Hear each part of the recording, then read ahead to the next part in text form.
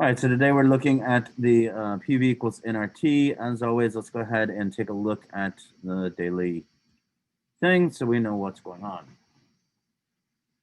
So for our in-class Zoom today, we will be looking at the ideal gas law, and then we will be doing the pre-laboratory for the ideal gas law that you're going to complete Friday, and you're going to work on that on Monday as well, because that's a pretty difficult one.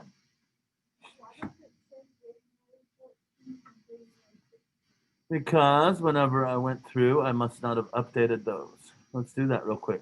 What are those days?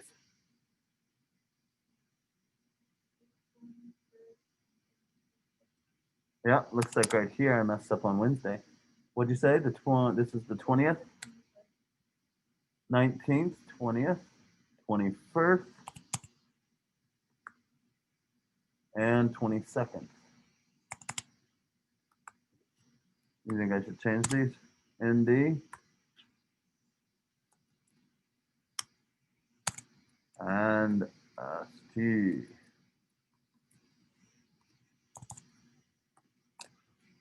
While I'm at it, I might as well make this a lowercase a. Anything else wrong with it? No, we're good? All right, cool. Good.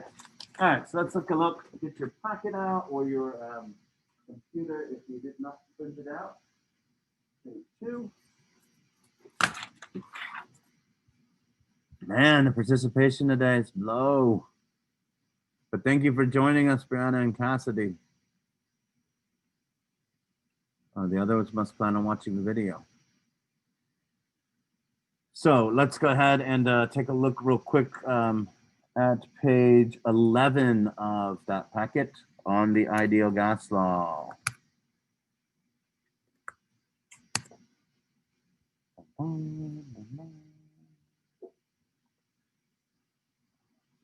So switch to the sky. Boom.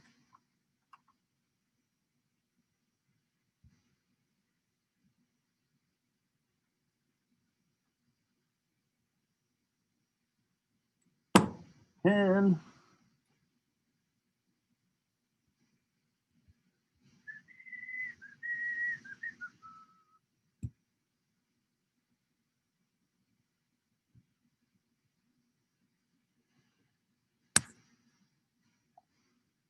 all right, so if we take a look, what is the pressure in atmospheres of 2.11 moles of gas contained in a 51.7 liter vessel at 53 degrees Celsius? 53 plus 273? The answer is 326. First thing you're going to want to do every time is make sure that your temperature is in Kelvin. So 326 Kelvin. We are looking for pressure in atmospheres. So PV equals nRT. We're looking for P. We're going to divide both sides by V. So the N is the number of moles. That's 2.11. R, since I want it in atmospheres, I have 3 R's to choose from. Only one of them has it in atmospheres. So I need to pick 0.0821.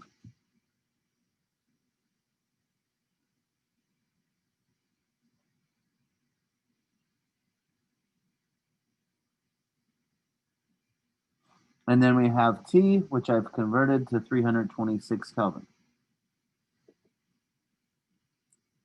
The volume on the bottom is this 51.7 liters. So if we take a look, I have moles and Kelvin, and I have moles and Kelvin on the bottom of the top. So those are going to cancel out. I have liters on the top of the top and the top of the bottom. So those are going to cancel out. I'm left with atmospheres. Keep in mind, I multiply everything that's on top and divide by everything on bottom. 2.11 times 0.0821 times 326 divided by 51.71. That would be about 1.0921. 1.09 atmospheres.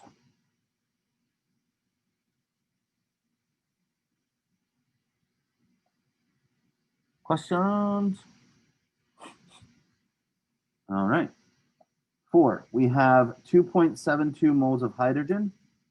There's my N, 77.1 liters. There's my V. Pressure at 544. There's my P. What is the Kelvin temperature? PV equals nRT. We want to solve for T, so we divide both sides by nR. T equals P times V divided by nR. Pressure is 544 millimeters of mercury. Volume is 770.1. Number of moles is 2.72. R, since I'm in millimeters of mercury, the only R that I can use is a 62.4. Remember that pressure determines which R I use. We said we're not worried about kilopascals this year.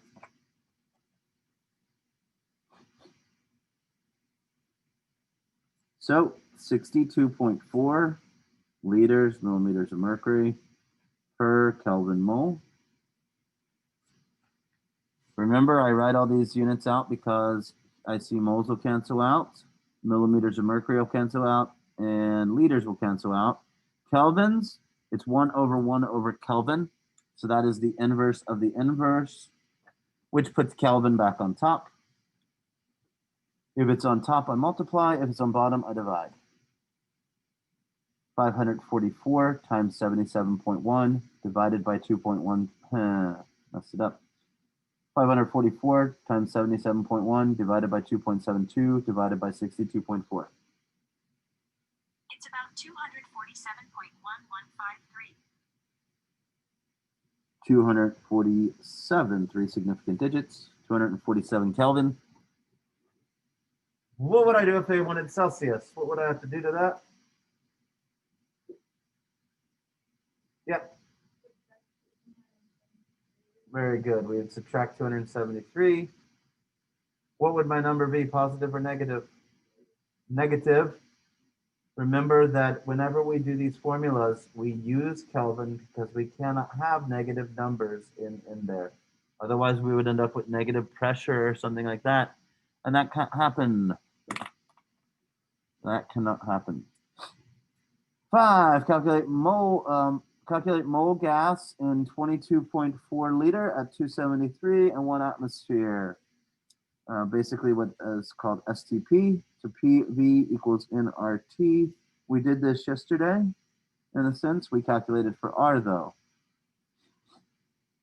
So pressure is 1 atmosphere. Volume is 22.4 liters. R is 0.0821 atmosphere liter per mole Kelvin. And T is 273 Kelvin. Kelvins cancel out, liters cancel out, atmospheres cancel out. We're left with moles. 22.4 divided by 0.0821 divided by 273. The answer is about 0.9994. Which we round to 1.00. So again, at standard temperature pressure, 22.4 liters is the amount of space that 1 mole takes up. Let's say you have 0.00215 moles. So there's my N. In a gas collecting tube at a temperature of 27 degrees Celsius. 273 plus that is going to be 300 Kelvin. Pressure of 746 millimeters of mercury. Calculate the volume in milliliters. Again, after there are 1,000 milliliters in 1 liter, if we remember from last semester. So if PV equals nRT, we are solving for volume. So we need to divide both sides by P.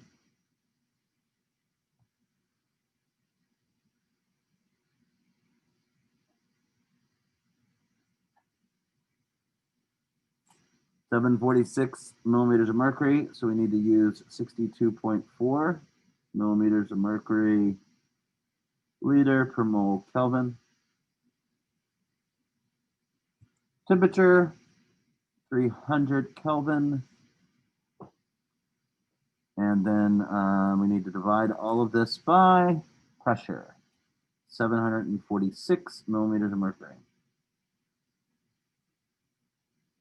0.00215 times 62.4 times 300 divided by 746. It's about 0.05395. So we get 0.05395 liters. We need to change that to milliliters. Every 1 liter is 1,000 milliliters. So 1, 2, 3, 53.95 milliliters.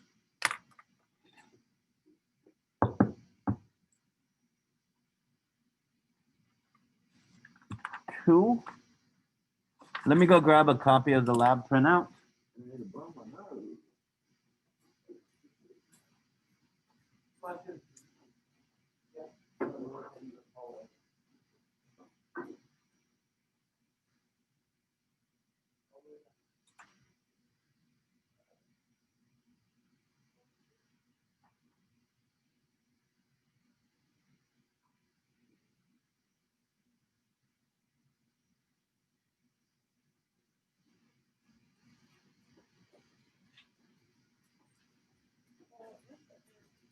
What? Yep. Give me 1 second. I need to build my notes real quick.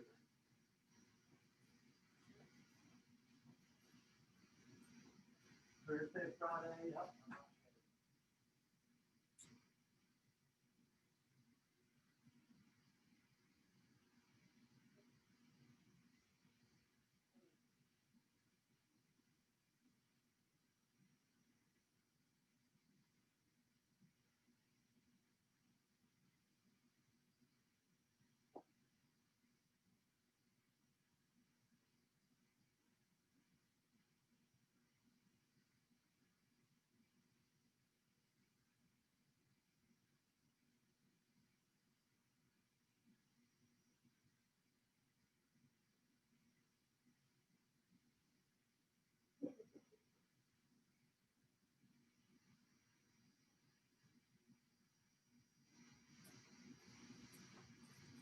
All right. So probably want to pull out or at least pull up the laboratory for tomorrow. So that's what we're going to discuss. You might want to write some notes on there. Let me show you again how to get to that.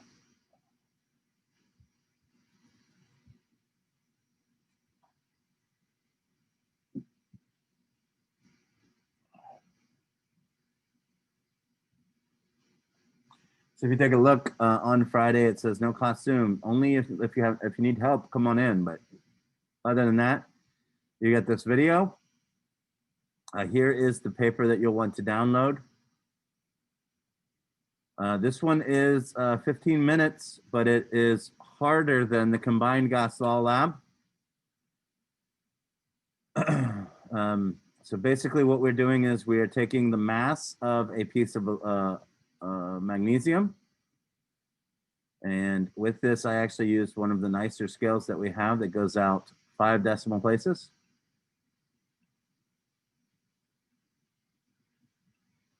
That gives us better accuracy. So you can see 5 minutes of it is me getting the mass of that. And then we are going to react this with HCl. Now, as always, we want to make sure that we get the 7-point pressure in the room. So if this is 780, see if I can get a little bit before that. So there's 770. And then we look down here. Here's 775, 780. So 775, 776, 777, probably about 0.8. 777.8 now. So 7. So that's going to be how you get like the pressure. And then we're going to react the magnesium with hydrochloric acid. Let's take a look at that reaction real quick. Make sure we remember that. We did use that reaction last semester to make magnesium chloride. So let's switch. You sure? All right, cool. So if we take a look, you'll want to get that mass of the magnesium. Remember, you can go from mass to moles by using the periodic table.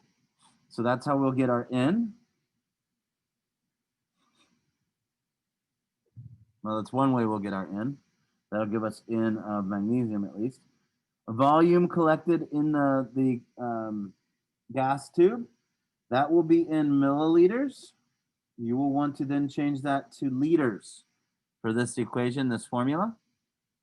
The temperature of the gas will be collected in degrees Celsius. You will want to change that to Kelvin. The barometric pressure, that will be measured in millimeters of mercury. Do not forget to subtract vapor pressure of water.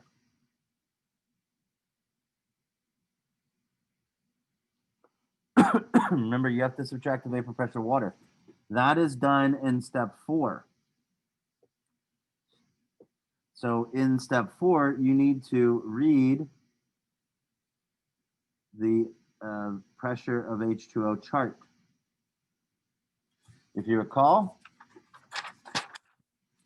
that is this guy right here. So part 4, you need to use page 10 of the packet.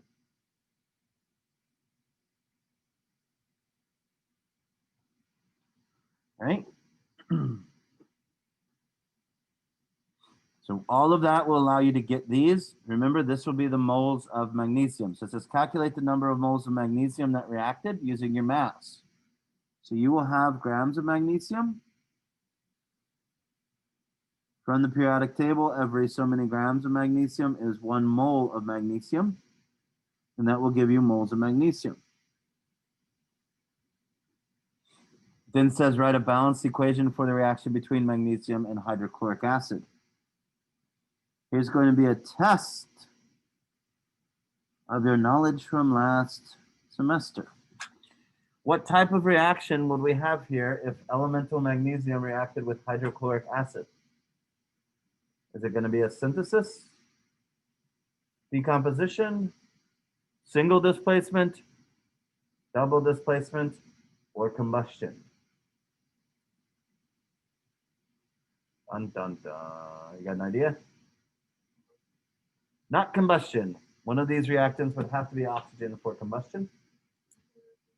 Single replacement or single displacement. Magnesium is going to come in and replace hydrogen. So we're going to get magnesium chloride and hydrogen gas. Hey, here's the problem. Remember, whenever you predict these products, you've got to check charges for everything. And we'll put it on a table. I got my periodic table real quick.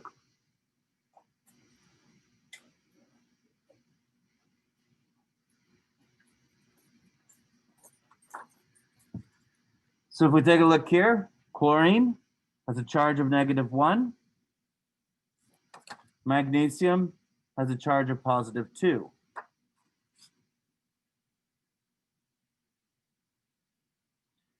So how can I make magnesium and chlorine charges equal out? It won't be MgCl. What's my ratio?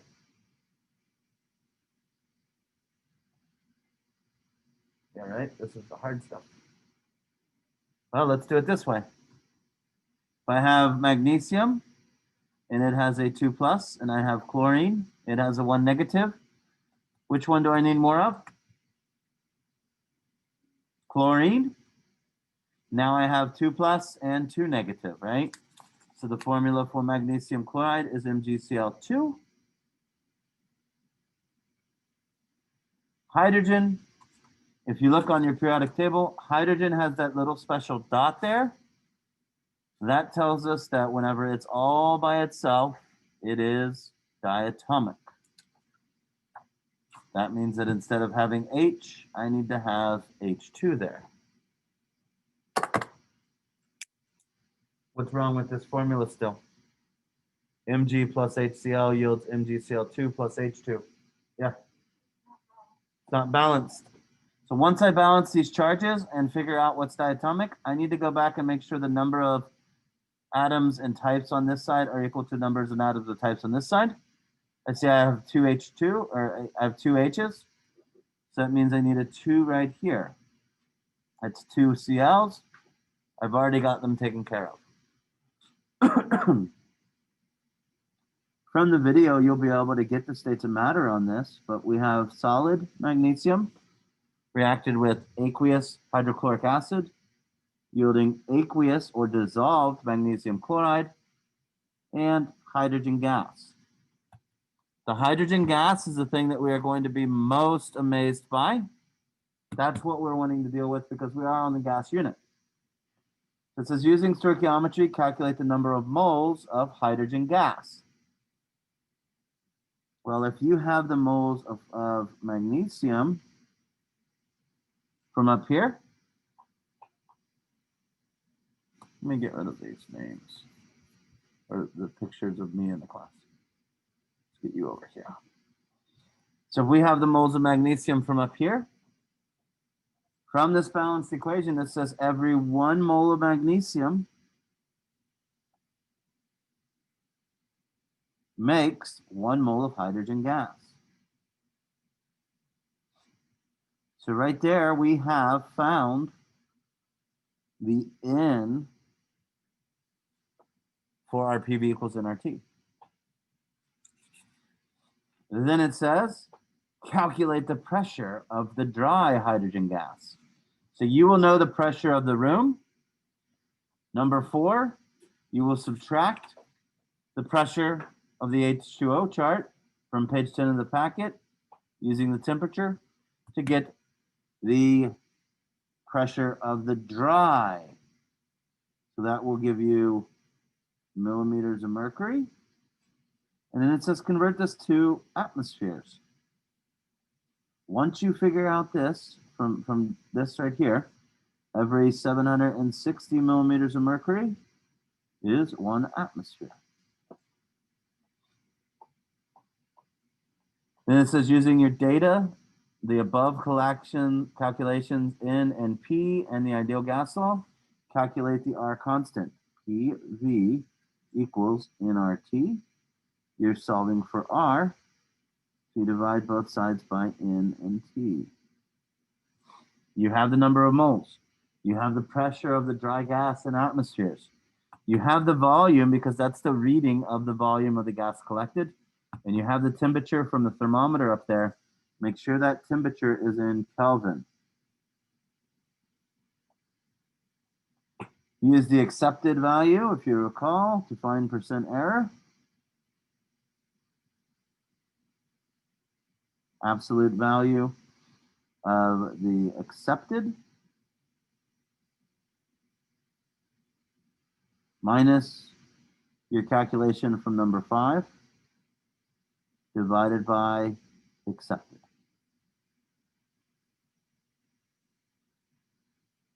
In this class, we always go out 2 decimal places for percent.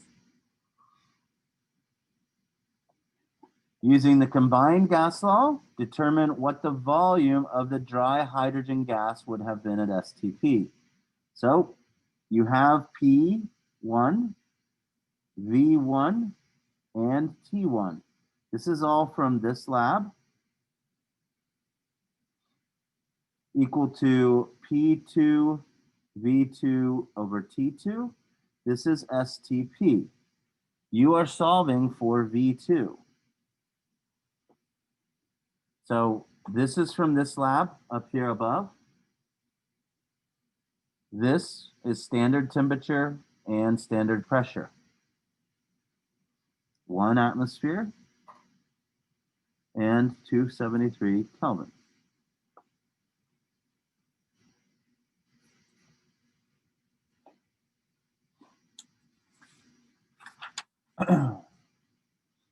Using the volume found in number 7, calculate an experimental value for the molar volume of the gas. So molar volume is liters per mole. That's what molar volume means. So take the V2 from number 7, that many liters, number 7 V2, divide it by the number of moles from problem 3.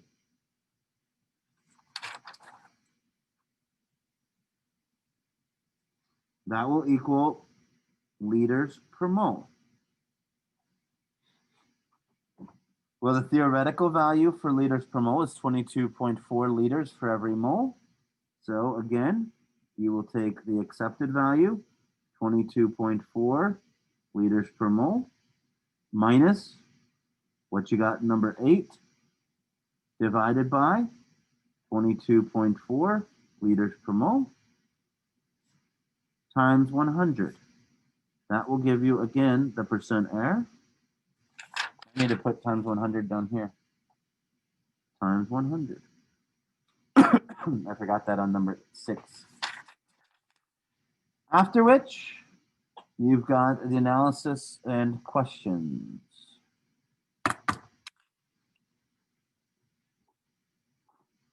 Cool. Don't forget, no need to Zoom tomorrow unless you have questions. This video for this today basically takes you through all the steps for each part of the laboratory. So that could be of great help to you.